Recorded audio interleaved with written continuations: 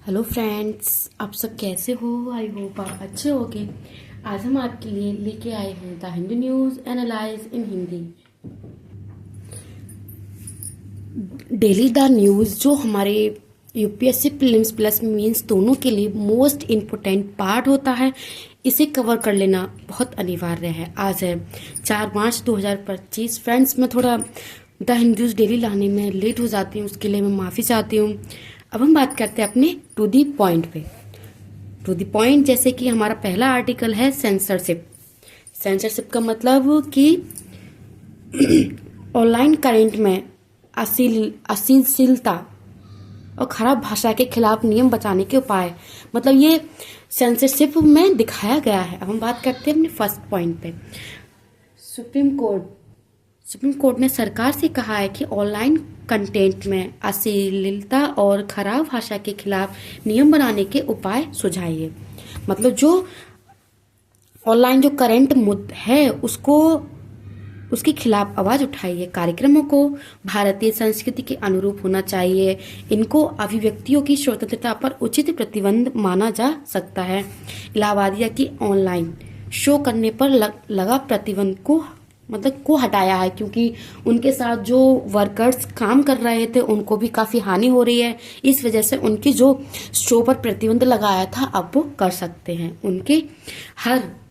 उनके कर्मचारियों के जीविकाओं के प्रश्नों के कारण, मतलब जो उनके कर्मचारी थे वहां वो काम करते थे, उनके कारण जो इलाहाबादिया के ऑनलाइन शो थे उनको प्रतिबंध को जो मना कर दिया था कि आप शो नहीं करेंगे कुछ दिन के लिए, अब वो चालू कर दिए गए हैं। गुवाहाटी पुलिस की जांच में सहयोग करने को कहा है। मतलब गुवाहाटी पुलिस की जांच है वो सहयोग करने को कह रही है। गिरफ्तारी पर लगी रोक आगे बढ़ाई जा सकती है। एक अन्य मामले में गुजरात पुलिस द्वारा सांसद इमरान प्रतापगढ़ी पर एक कविता के लिए एफआईआर की। कोर्ट ने आलोचना की है कि कविता से समुदाय में भेदभाव देश की सुरक्षा के खतरा बन सकता है। मतलब उन्हें समुदाय से अपने देश के भेदभाव को खतरा बढ़ सकता है। ये ध्यान रखने योग्य बात है। अब हम बात करते हैं अपने नेक्स्ट आर्टिकल पर, नेत्रहीन और न्यायपालिका। ये सुप्रीम कोर्ट द्वारा एक आर्टिकल देखने को मिला है कि नेत्रहीन और न्यायपालिका के द्वारा, जैसे कि सुप्रीम कोर्ट ने नेत्रहीन लोगों की न्यायिक सेविकाओं के लिए अनियुक्त मानने पर रोक लगाई है। मतलब एक लड़की थी, वो मतलब नेत्रहीन होने के बाद वो पेपर देने जा रही थी, किसी भी चीज़ का होगा, एनवी कोई सा भी एग्जाम, तो वहां पर उन्हें उसे परीक्षा में नहीं बैठने दिया। तो ये सुप्रीम कोर्ट ने आदेश दिया है कि नेत्रहीन लोगों को न्यायिक सेवाओं के लिए अनुपयुक्त मानने पर रोक लगाई गई। संसद ने कहा कि संसद का एक आर्टिकल संसद ने संविधान के आर्टिकल 15 में संशोधन का भेदभाव प्रतिबंध करने वाले आधारों में विकलांगत को भी शामिल करने की अपील की है। मतलब कि वो जो भी था, उन्होंने नेत्रहीन को पेपर नहीं देने दिया, उसने सुप्रीम कोर्ट में अपना एक पत्र लिखा। उसके द्वारा सुप्रीम कोर्ट ने न्यायाधीश ने जो भी इस आर्टिकल के तहत कहा है कि इन जो नेत्रहीन का जो इस आर्टिकल में संशोधन करें कि भेदभाव के कारण जो विकलांगत नेत्रहीन होते हैं उनको भी अपील करने की बात की है। मतलब उन्होंने कहा है कि जो विकलांगत नेत्रहीन होते हैं उनको भी इसमें शामिल किया जाए। आगे पॉइंट है कि विकलांगों की न्यायिक सेविकाओं में समावेशी के लिए उचित उपाय करने को कहा है। मतलब उन्होंने कहा है कि जो न्यायिक सेवा है उनमें उचित और अधिक उपाय करने के लिए कहा है। अलग अलग कट ऑफ परीक्षा में सुविधा प्रदान की जानी चाहिए। मतलब जब कोई पेपर होता है तो उनके लिए सुविधा और कट ऑफ की भी परीक्षा में इनको सुविधा प्रदान की जानी चाहिए। एमपी के एक अभ्यर्थियों की मां के पत्र का स्वतः संज्ञा लेकर कोर्ट ने सुनवाई की थी। मतलब जो मध्य प्रदेश की एक मां ने अपनी बेटी के द्वारा जो हुआ था उसको कोर्ट में पत्र भेजा और कोर्ट ने इसकी सुनवाई की। अब हम बात करते हैं अपने थर्ड आर्टिकल पर, ऑनलाइन कंटेंट को हटाना। जैसे कि अगर हमें किसी भी चीज की वीडियो हटानी है तो सरकार यूट्यूब से कहेगी कि हमें ये कंटेंट हटाना है ऑनलाइन, तो वो डायरेक्ट हटा देगी। लेकिन इसमें ये सुप्रीम कोर्ट से ये कहना चाहिए कि जिसका कंटेंट है पहले उससे एक बार मैसेज द्वारा उसे बोल देना चाहिए कि हम आपका ये चीज़ हटा रहे हैं। तो ये बात आपके सामने आई है। सुप्रीम कोर्ट ने सरकार से ऑनलाइन कंटेंट के बिना उसके उत्पादक को नोटिस दिए हटाए जाने का अधिकार जवाब मांगा है। मतलब सरकार ने ऑनलाइन जो कंटेंट होता है बिना उसकी इजाज़त के ऑनलाइन हटाने की मांग कर दी है। और आईटी ब्लॉकिंग नियम 2019 के नियमन में 8 से 9 के अनुसार सरकार कंटेंट के बिना नोटिस दिए ब्लॉक कर सकती है। मतलब ये 2009 में किया गया है कि नोटिस दिए बगैर आप ब्लॉक कर सकते हैं, लेकिन हमें नोटिस देना अनिवार्य है। ये किसी की ये सख्त खिलाफ है इस बात के लिए। इससे शक्ति का दुरुपयोग होता है। ये प्राकृतिक न्याय के सिद्धांत के विपरीत है। नियम 6 नियम 16 के अनुसार ऐसे आदेशों में गोपनीयता रखी जा सकती है। जैसे कि अगर हम आपकी वीडियो हमें ब्लॉक करनी है तो हमें पहले आपको बताना चाहिए। अगर वो किसी वजह से है तो हमें उसे बताना चाहिए कि आपने इसमें ये बात गलत है, आपको ये नहीं करना चाहिए, तो उन्हें पहले बता देना चाहिए था। नियम 16 के अनुसार ऐसे आदेश को गोपनीयता रखी जा सकती है जिससे किसी करंट क्रिएटर्स के लिए कारण जान पाना असंभव है। प्लेटफॉर्म को सेफ हार्बर नियम के तहत जिम्मेदारी से मुक्त किया जा सकता है। अब हम बात करते हैं सिटीजन कलेक्शन फॉर सर्व्यूलिटी।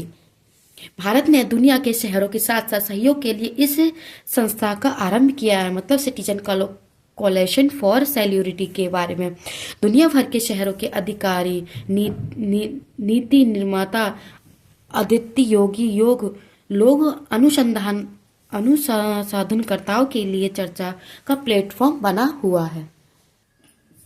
शहरों से सहयोग और ज्ञान सभाकरण होगा। भारत भी अप्रोच का पक्षधार है। प्रो प्लानिंग पीपल्स, ये हमारे कुछ भारत के अप्रोच हैं। 3R पर फोकस, रेड्यूस, रीयूज, रिसाइक। 1800 करोड़ से समझौते किए जाएंगे और 18 शहरों को लाभ मिलेगा देखने को। इस मिशन की शुरुआत से 2009 में एशिया प्रशांत क्षेत्र में देखने को मिलेगा। और हुनाई 3R घोषणा में 33 स्वैच्छिक लक्ष्य तय किए जाएंगे। मतलब जो हमारे सिटीजन कलेक्शन फॉर सेव्युलरिटी है, जो मिशन है, 33 स्वैच्छा लाभों को तय किया जाएगा और 2019 में ये एशिया प्रांत में साबित हो जाएगा। अब हम बात करते हैं गंगा डॉल्फिन। मतलब हमारे भारत में गंगा डॉल्फिन कहाँ है, किस क्षेत्र में है, वो हम बात करते हैं। देश में गंगा की डॉल्फिन्स की संख्या का पहली बार अनुमान लगाया गया है।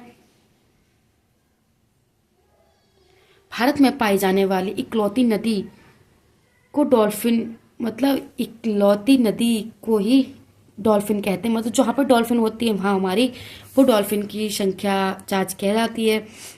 भारत में गंगा और उसके सहयोग नदियों में 63 से 27 डॉल्फिन देखने को मिली हैं, जो 63 से 24 गंगा डॉल्फिन में देखने को मिली, जो 63 से 24, और 3 सिंधु डॉल्फिन, जो तीन डॉल्फिन थी वो सिंधु के एक जुड़ी हुई प्रजातियां थी।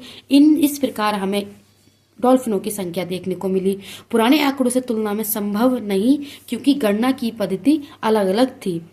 3725 मुख्य गंगा और 2414 इसकी सहयोगी नदियों में, 584 ब्रह्मपुत्र में और 412 उसकी सहयोगी नदियों में हमें इतनी हमें गंगा नदी में देखने को मिली। 3725 2414 सहयोगी नदियों में और ब्रह्मपुत्र नदियों में 584 और 412 उसकी सहयोग नदियों में हमें डॉल्फिनों की संख्या देखने को मिली है।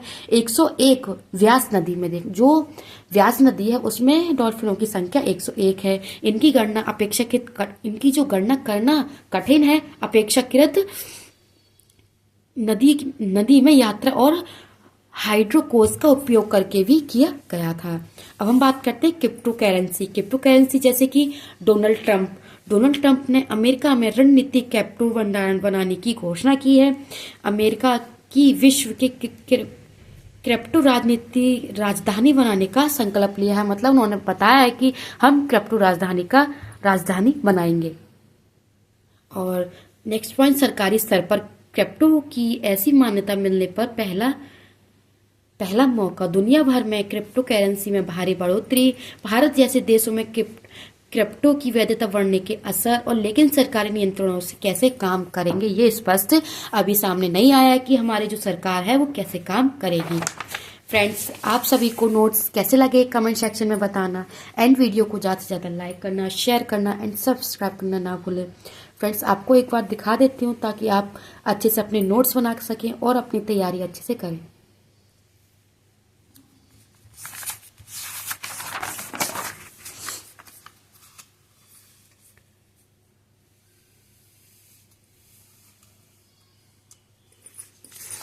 वीडियो आपको पसंद आई हो तो ज़्यादा से ज़्यादा लाइक करें, शेयर करें एंड सब्सक्राइब करना ना भूलें।